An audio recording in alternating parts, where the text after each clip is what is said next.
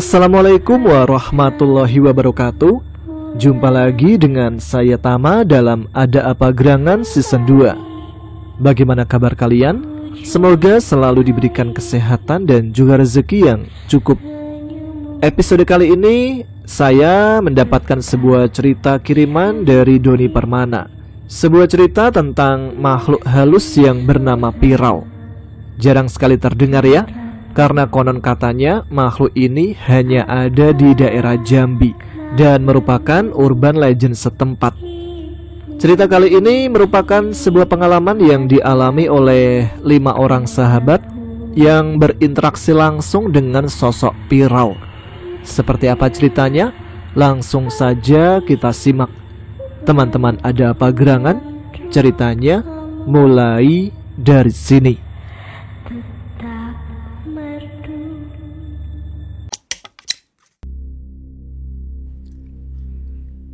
Kabar akan diadakannya layar tancap di kota telah tersebar luas dari mulut ke mulut, termasuk ke kampung Randi yang berada di salah satu kecamatan Senaung kala itu.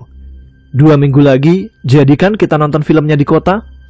Ucap Dika membuka percakapan di sebuah pondokan samping kebun, tempat mereka selalu berkumpul karena beberapa hari lagi akan dilaksanakannya kegiatan. Jadilah, masa nggak jadi? Jawab Randi. Tapi tiap malam suka hujan deras, gimana pulangnya nanti? Ucap Firman. Kalau hujan, jangan pulang aja, kita nginep aja di masjid, sahut Heri. Lebih baik sekarang kita benerin sampahnya dulu, bocor di lubangnya tambah parah, ajak Dani. Lah, emang belum dibenerin? Ayo, sekarang kita ke sana, jawab Firman. Dan pergilah kelima pemuda tersebut ke samping sungai Batanghari. Karena kala itu untuk pergi ke kota, para penduduk kampung masih menggunakan sampan untuk menyeberangi sungai Batangharinya. Setelah sampai di pinggir sungai, sampan pun digusur ke daratan dan dibalikkan. Mereka berlima langsung menambal bagian sampan yang bocor. Dik, Man, pulang yuk, ajak Randi. Tiba-tiba berucap demikian. Belum beres, Ran. Kamu ngapain sih? Tanya Firman. Itu, ucap Randi sambil menunjuk ke sebelah kirinya. Pirau? Jawab Dika terbata setelah melihat ke arah yang Randi tunjuk. Kurang lebih 20 meter jaraknya, ada 2 orang manusia setengah telanjang, namun dengan kondisi tubuh yang berbeda. Tinggi badannya kurang dari setengah meter, rambutnya panjang sampai menyentuh tanah, warna kulitnya sawo matang tapi sangat kecoklatan, dan telapak kakinya terbalik tidak menghadap ke depan layaknya manusia normal. 2 makhluk tersebut sedang asik melahap ikan mentah, mulutnya sampai berlumuran darah. Obrolan kelima sahabat pun terdengar oleh 2 makhluk tersebut. Tatapan sangat tajam dengan mata yang berwarna merah menyala membuat kelima sahabat itu berdiri terpaku ketakutan. Sampai usia 15 tahun, baru kali itu mereka berlima melihat secara langsung karena sebelumnya hanya mendengar kisahnya saja dari para orang tua. Selangkah demi selangkah, 2 makhluk tersebut mulai berjalan ke tempat mereka berlima yang tengah membetulkan sampan sambil memakan ikan mentah. Tatapannya sangat tajam dan seperti sangat marah.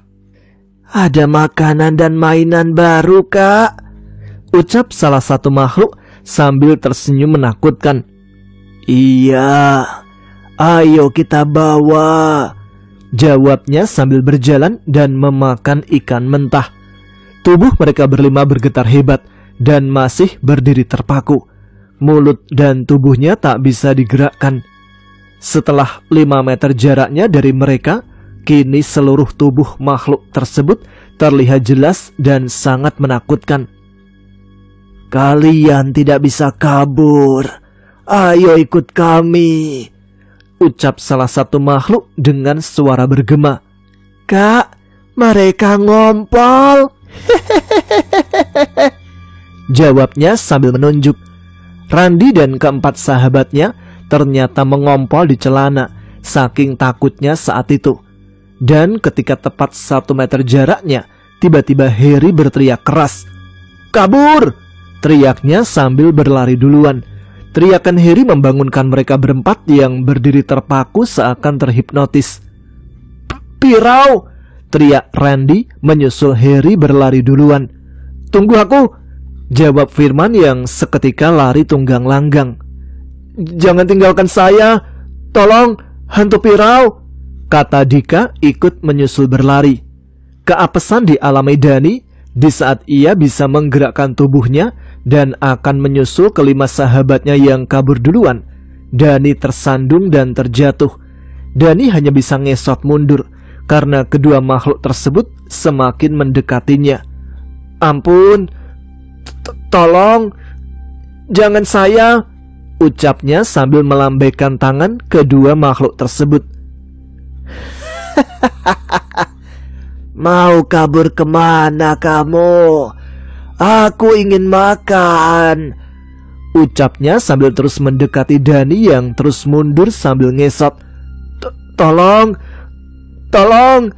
ampun, jangan makan saya, tolong!" teriaknya sangat keras sambil menangis ketakutan. "Jangan teriak-teriak, atau ku bawa kau ke tempat kami," jawabnya sambil tertawa kegirangan dengan mulut dipenuhi darah ikan yang ia makan. "Ampuni saya, tolong," jawab Dani sambil menutup muka dengan tangan sambil menangis ketakutan. "Cari akar untuk ngikat anak ini," pinta salah satu makhluk. "Jangan bawa saya, tolong, kata Dani sambil berteriak semakin keras. Teriakan Dani membuat makhluk tersebut kesal, kemudian memukul kepalanya menggunakan kayu. Dan Dani pun tidak sadarkan diri. Namun ternyata teriakan Dani sebelum pingsan didengar oleh beberapa warga yang beraktivitas di pinggir sungai. Kemudian beberapa warga pun mendatangi sumber suara. Dan betapa kagetnya warga yang datang ke tempat Dani berada, karena melihat tubuh Dani yang sudah diikat dan sedang digusur oleh dua makhluk tersebut. "Lepaskan dia!" teriak salah satu warga sambil mengacungkan golok. Dua makhluk kerdil tersebut pun lari sangat cepat saat melihat beberapa warga yang datang. "Masih hidup?" ucap salah satu warga yang datang menolong Dani. "Alhamdulillah, tapi keningnya berdarah," kata warga lainnya. "Mungkin dipukul oleh Pirau tadi," jawabnya sambil membuka ikatan yang melilit tubuh Dani. Singkat cerita, Dani pun dibawa pulang ke rumahnya oleh warga yang menolong. Betapa kagetnya keluarga Dani saat melihat anaknya digotong warga. "Kenapa anak saya?" tanya ibunya yang sangat cemas, langsung menghampiri warga yang menggotong anaknya. Kebetulan saat itu bapak dan ibu Dani sedang ngobrol di teras rumahnya. "Anak saya kenapa, Pak?" tanya bapak Dani. Ayo, bawa masuk dulu ke dalam, nanti saya ceritakan," kata warga yang menolong. Dani pun dibawa masuk ke dalam rumah dan dibaringkan. "Tadi waktu saya habis pulang dari kampung sebelah, setelah sampai di pinggir sungai, mendengar teriakan minta tolong. Langsung saya bergegas ke sumber teriakan, yang ternyata Dani dalam kondisi diikat dan sedang diseret dua pirau," jelasnya. "Ah, pirau?" jawab bapak Dani kaget. "Iya, untung keburu ketahuan. Dua hantu pirau itu langsung kabur," jawab warga lainnya. "Nak, bangun nak," ucap ibu Dani menangis sambil membersihkan luka di keningnya. "Tapi kenapa anak saya sampai mau dibawa makhluk tersebut, Pak?" tanya bapak Dani. "Saya juga tidak tahu, Pak. Tapi ini baru kali pertama makhluk itu sampai mau membawa manusia. Biasanya hanya nakut-nakutin saja," jelas para warga. "Benar, kenapa sampai terjadi itu ya?" kata warga lainnya. Beberapa saat kemudian terdengar teriakan Dani. "Tolong, ampun, jangan bawa saya." "Kamu baik-baik saja, sekarang sudah di rumah," jawab bapak Dani. "Bu, tadi Dani mau dibawa dua makhluk kecil menyeramkan," ucap Dani sambil memeluk tubuh ibunya. Sudah, kamu sekarang selamat nak. Sekarang sudah di rumah, tadi ditolong bapak-bapak ini, jawab Ibu Dani sambil mengusap punggung anaknya. Dani takut, Bu, ucapnya sambil menangis. Ada ibu dan bapak, tidak akan ada yang membawamu. Tadi waktu benerin sampan, kami berlima melihat ada 2 makhluk kerdil yang sangat menyeramkan, dan kedua makhluk itu menghampiri kami berlima. Mereka bilang mau makan kami, jelas Dani sambil menangis. Hah? Berlima?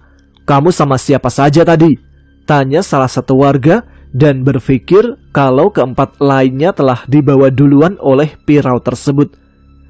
Dani sama Dika, Heri, Randi dan Firman. Apa yang terjadi sama mereka, Nak? Tanya Bapak Dani yang mulai khawatir akan kondisi sahabat-sahabat anaknya. Mereka lari duluan setelah tubuh kami bisa bergerak, karena awalnya tubuh kami gak bisa digerakkan sama sekali.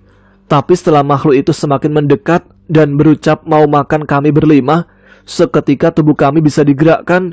Awalnya kami lari barengan, tapi Dani tersandung, kemudian dipukul kayu sama salah satu makhluk itu, jelas Dani.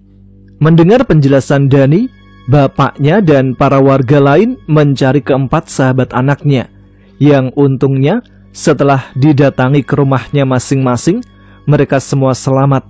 Hanya saja masih ketakutan akan kejadian yang mereka alami sebelumnya. Kejadian kelima sahabat itu menggemparkan kampungnya seketika dan membuat para anak-anak, terutama anak kecil, tidak lagi berani bermain di luar rumah.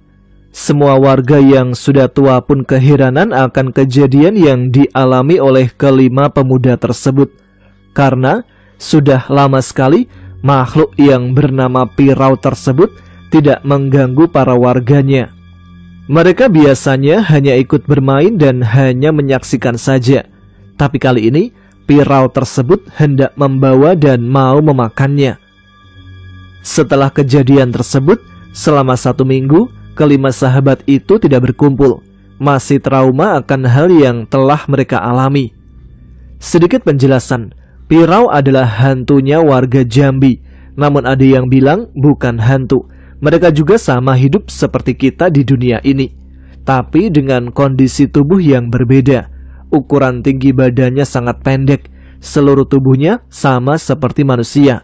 Selain tinggi badannya yang sangat pendek dan ukuran tubuhnya yang kecil, perbedaan lainnya adalah pada telapak kaki yang terbalik. Sejarah hantu Pirau pernah menggegerkan warga Jambi pada masa kerajaan dulu. Semua warga, terutama anak kecil, terus diganggu oleh Pirau tersebut. Namun para warga tidak bisa menangkapnya, hingga kabar hantu Pirau tersebut sampai ke telinga raja. Sang raja pun menyuruh warganya memasang lukah, namun bukan di sungai, melainkan di hutan dan perbukitan. Awalnya para warga sangat keheranan akan titah raja tersebut, tapi warga tetap menurutinya. Hingga akhirnya lukah yang dipasang warga pun membuahkan hasil. Salah satu Pirau terjebak dalam lukah tersebut dan dibawa kepada raja. Saat hendak dibinasakan, Pirau tersebut memohon ampun. Raja pun mengampuninya dengan 2 syarat. Syarat yang pertama adalah jangan mengganggu para warga lagi. Dan syarat yang kedua adalah untuk memberikan cincin pinto-pinto yang dimiliki makhluk Pirau tersebut. Cincin pinto-pinto konon kabarnya jika seseorang mempunyainya, maka apapun keinginannya seketika akan menjadi kenyataan. Itulah sedikit penjelasan tentang hantu Pirau. Dan hingga saat ini makhluk tersebut masih menampakkan wujudnya di daerah Jambi, khususnya di daerah pedalaman. Kita kembali ke cerita. 3 hari acara nonton layar tancap di kota akan diselenggarakan. Hari kelima, sahabat itu sangat gundah karena semuanya ingin melihat film yang akan ditayangkan. Hingga akhirnya Randi memutuskan untuk mendatangi keempat sahabatnya di rumahnya masing-masing. Pagi itu, kelima sahabat telah berkumpul kembali di pondokan. Setelah 1 minggu lebih, mereka telah berpisah. Pikiran kalian semua sama kan? Ucap Randi membuka pembicaraan setelah keempat sahabatnya telah berkumpul. Iya, saya juga pengen nonton filmnya, jawab Dika. Heri dan Firman menganggukkan kepala tanda mereka berdua pun sama pikirannya.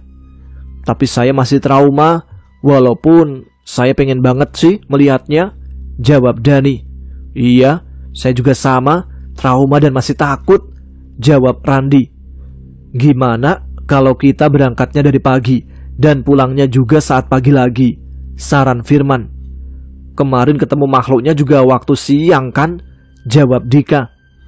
Atau gimana kalau kita minta dianterin nyebrangnya sama orang tua, kata Harry. Iya, bener juga ya. Ya udah, lebih baik kita minta izin dulu pada orang tua masing-masing. Kalau diizinkan, kita berangkat, usul Firman. Mereka berlima pun sepakat untuk meminta izin pada orang tua masing-masing. Kalau diizinkan berangkat, ya kalau nggak boleh tidak jadi nonton. Singkat cerita, Sabtu pagi pun tiba.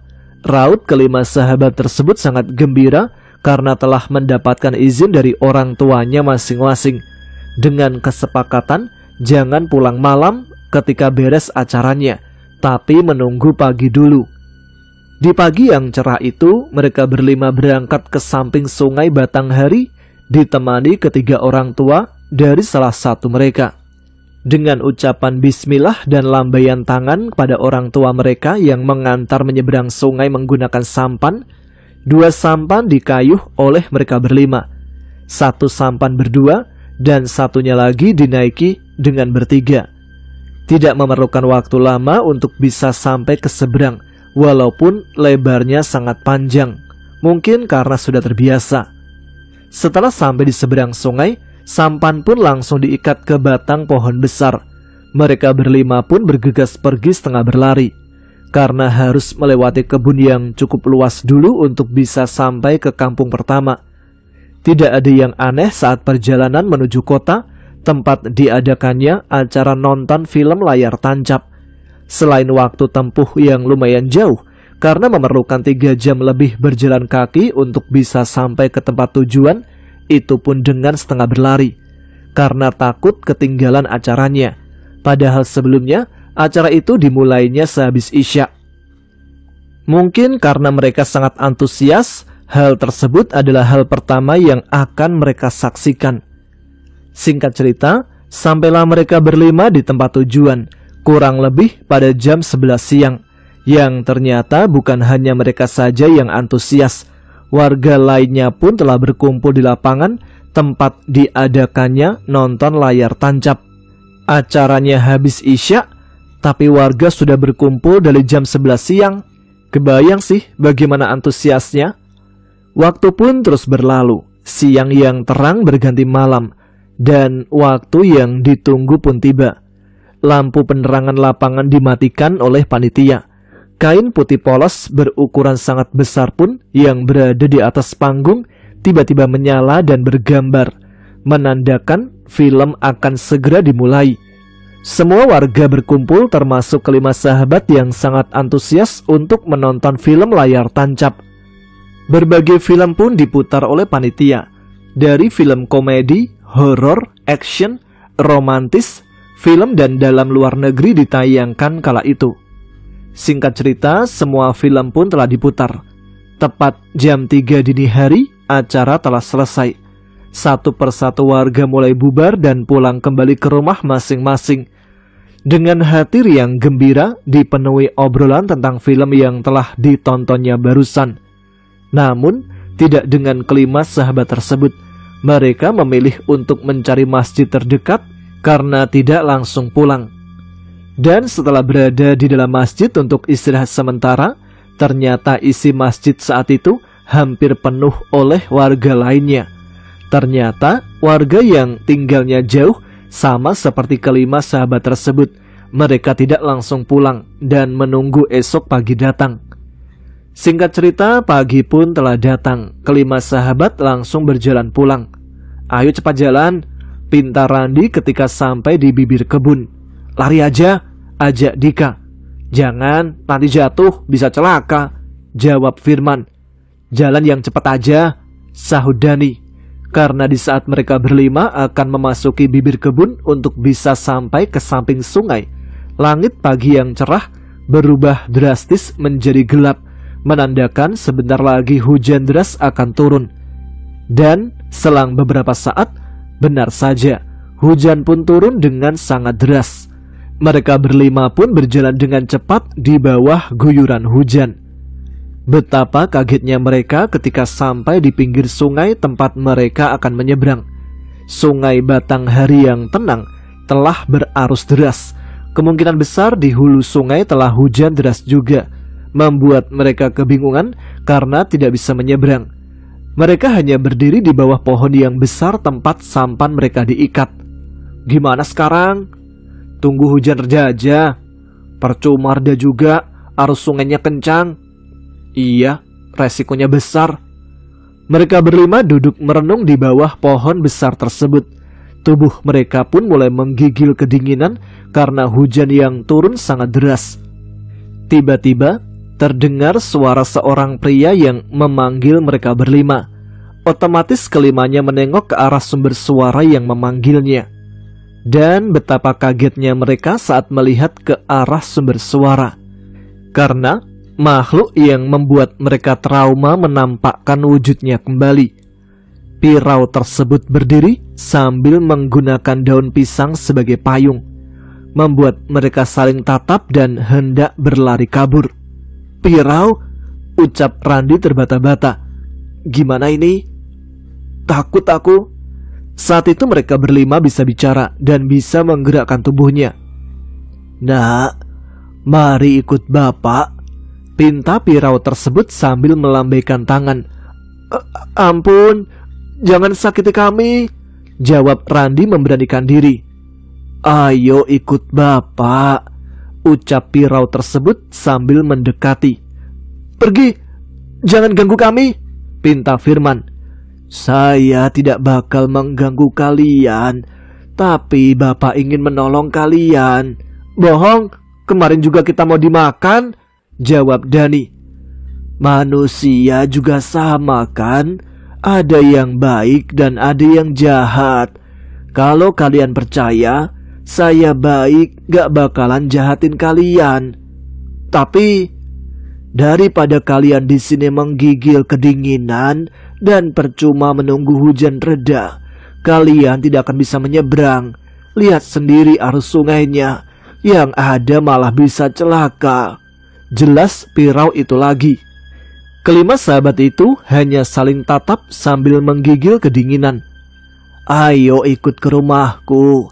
Di sana ada perapian. Kalian bisa menghangatkan diri di sana, ajaknya. Enggak, kami takut. Lebih baik kami balik lagi ke kampung di sana, jawab Randi. Jika kalian pulang lagi ke kampung yang ada di sana, kalian akan celaka. Lihat sekeliling kalian, ucapnya. Mereka berlima pun melihat ke sekeliling yang ternyata banyak sekali pasang mata yang merah menyala di bawah-bawah pohon besar.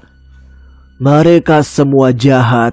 Mereka akan memangsa kalian semua. Benarkah? Terserah kalian. Jika ingin selamat, ikuti saya. Dan jika ingin celaka, silahkan diam di sini atau balik lagi ke kampung sana, jawabnya sambil berjalan pergi. Gimana ini? Tanya Firman. Lebih baik kita nurut sajalah. Ikuti dia. Tapi iya, daripada celaka juga, lebih baik kita nurut, ucap Randi. Aku ikut kalian aja. Badanku sangat kedinginan, jawab Dika. Dan akhirnya dengan terpaksa, kelima sahabat itu pun mengikuti pirau yang mengajaknya, walaupun dalam hati mereka dipenuhi kebimbangan. Betapa kaget dan takutnya mereka, karena banyak sekali sosok pirau yang mengikuti mereka juga dari samping dan belakang. Mereka tidak akan berani mengusik kalian, karena kalian adalah tamuku, ucap pirau yang mengajak mereka berlima. Lepaskan mereka, biarkan mereka bermain sama kami, ucap salah satu makhluk yang mengikuti. Pergi kalian, mereka berlima adalah tamuku, bentak pirau yang mengajak kelima sahabat itu dengan suara bergema, membuat pirau-pirau yang lain yang mengikuti ketakutan dan berlarian pergi. Mereka berlima terus berjalan mengikuti Pirau tersebut, hingga akhirnya berhenti di bawah pohon yang sangat besar. "Ayo masuk ke dalam, ini rumahku," ajaknya sambil membuka pintu rumah tepat di akar pohon tersebut. Pintu tersebut berukuran 0,5 meter tingginya dan berada di bawah pohon besar. "Gimana ini?" "Udah masuk aja." Setelah sedikit ragu berada di luar pohon, mereka berlima pun satu persatu masuk ke dalam pintu sambil merangkak. Namun betapa kagetnya mereka ketika sudah berada di dalam ruangan, karena isi ruangannya sangat luas dan ruangannya juga tinggi. "Lah, kok bisa ya?" ucap Dani penuh keheranan. "Iya, aneh ya. Padahal di luar pintunya sangat kecil, tapi isinya sangat luas," jawab Firman. "Mewah semua isinya," ucap Heri sambil melihat isi ruangan. "Buka baju kalian, ini ada baju ganti. Diamlah di dekat perapian agar tubuh kalian hangat," ucap Pirau tersebut. Mereka berlima pun menurut. Yang bikin heran, makhluk tersebut mempunyai baju manusia, dan sungguh kebetulan ukuran pakaiannya pas. "Ini, minum tehnya," ucapnya kembali sambil memberikan teko dan gelas. Air hangat pun diminum dan sangat menyegarkan tubuh mereka yang sedang kedinginan. "Mari, sini makan, nasi dan lauknya sudah matang." Tiba-tiba terdengar suara perempuan yang mengajak makan. "Sekarang kalian makan, setelah makan tidurlah. Besok pagi kemungkinan air sungainya sudah tenang dan kalian bisa pulang," ujarnya. "Itu siapa?" "Dia pasangan hidupku. Jangan takut, dia baik sepertiku." Mereka berlima pun makan dengan lahapnya. Sedikit penjelasan. Isi ruangan tersebut sama seperti rumah. Ada beberapa kamar, dapur, ruang tamu, dan tempat perapian. Walaupun anehnya, masuknya itu merangkak karena ukuran pintunya yang sangat kecil dan rumahnya berada di bawah pohon besar. Tapi setelah berada di dalam, luas dan tingginya sama seperti rumah manusia normal. Malahan, isi peralatan rumahnya lebih modern dibanding isi rumah mereka berlima. Setelah mengganti pakaian dan perut sudah sangat kenyang, rasa kantuk pun tiba-tiba datang. Mereka pun menurut dan masuk ke dalam kamar, kemudian tertidur lelap tanpa banyak pertanyaan. Singkat cerita, setelah tertidur pulas, kelima sahabat terbangun yang ternyata hari telah berganti. "Kalian sudah bangun?" tanya Pirau laki-laki. "Iya." "Sebelum kalian pulang, makan dulu. Tadi saya sudah cek kondisi sungainya sudah tenang, jadi kalian bisa pulang." Tanpa banyak pertanyaan, kelima sahabat tersebut langsung makan. Dan setelah kenyang, mereka disuruh pulang. "Pulanglah, orang tua kalian telah menunggu. Saya tidak bisa mengantar pulang," jelas tuan rumah. "Terima kasih banyak." "Ya, sama-sama." Meskipun isi ruangan luas, tapi untuk keluar rumah, mereka berlima harus merangkak lagi melewati pintu rumah yang kecil ukurannya. Sepasang Pirau tersebut hanya tersenyum melihat kepergian tamunya. Betapa kagetnya mereka berlima saat keluar rumah Pirau tersebut, yang ternyata mereka berada tidak jauh dari tempat sampan disimpan. Mereka masih berada di dekat bibir sungai Batanghari, hanya beberapa meter jaraknya dari tempat mereka pergi untuk mengikuti Pirau tersebut. Pintu rumah pun seketika menghilang setelah Randi yang terakhir kali merangkak keluar. "Sudahlah, yang penting kita selamat. Sungai juga udah tenang, berarti kita bisa menyeberang," kata Dika memecah keheningan. Tali yang mengikat sampan pun dilepas, kemudian mereka berlima mengayuh sampannya untuk bisa ke seberang. Singkat cerita, setelah sampai di seberang dan melewati kebun untuk bisa sampai ke kampung halaman, di saat mereka datang memasuki kampung, semua warga kampung sangat bahagia dan mengikuti mereka untuk pulang ke rumahnya masing-masing dengan banyak pertanyaan. Karena sehari semalam yang mereka rasakan tinggal di rumah Pirau, nyatanya mereka sudah menghilang selama 20 hari. Sampan tersebut sengaja tidak dilepas oleh keluarga karena masih percaya kalau anaknya baik-baik saja dan akan pulang. Kisah ini merupakan kisah nyata dari salah satu kampung di Kecamatan Senaung, Jambi, tidak jauh dari bibir Sungai Batanghari.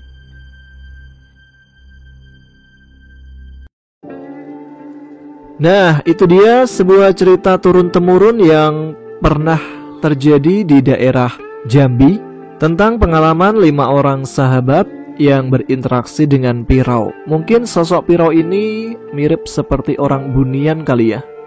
Sosoknya pendek dan kakinya itu terbalik. Ada orang dari Jambi yang mungkin bisa menjelaskan lebih lanjut?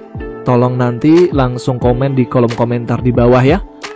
Baiklah, terima kasih untuk teman-teman Ada Apa Gerangan yang sudah menyimak episode kali ini.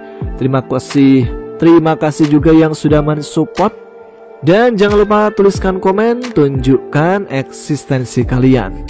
Saya Tama harus pamit, jumpa lagi di episode selanjutnya. Tetap semangat, jaga kesehatan. Wassalamualaikum warahmatullahi wabarakatuh.